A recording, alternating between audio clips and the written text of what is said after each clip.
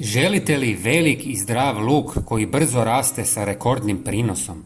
Sve što vam treba su par domaćih prirodnih sastojaka. Pokazat ću vam 3 različite metode koje se mogu koristiti na manjim ili većim količinama lukovice. Nemojte propustiti ni sekunde ovog kratkog videa kako bi znali točne omjere. Prva metoda uključuje čaj od koprive. U pola litre čaja uronite lukovice na otprilike pola sata. Kopriva je bogata mineralima i fitohormonima koji potiču rast korijena i listova te jače otpornost biljaka, pomažući mladim lukovicama da razviju snažan i zdrav korijenov sustav. Druga metoda je soda bikarbona. 1 žlicu sode dodajte u pola litre vode. Dobro promiješajte i namočite lukovice na pola sata.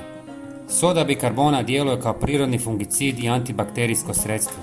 Uništava gljivične spore i bakterije na površini lukovica te poboljšava otpornost biljaka na bolesti smanjujući rizik od truljenja i propadanja mladih biljaka. Treća metoda koristi kurkumu.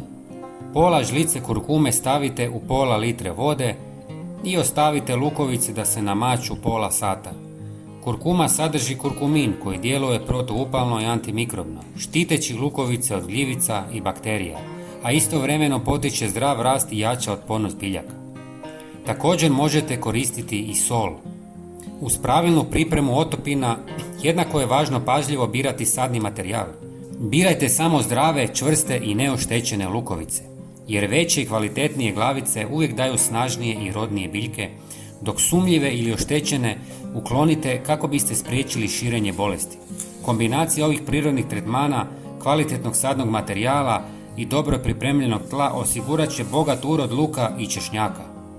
Ove metode su jednostavne, sigurne i pristupačne, a potom čuvaju zdravlje tla i okoliša. Podijelite video s prijateljima i pretplatite se na kanal kako biste pratili još više korisnih trikova i savjeta za uspješno vrtlarenje. Hvala vam i pozdrav!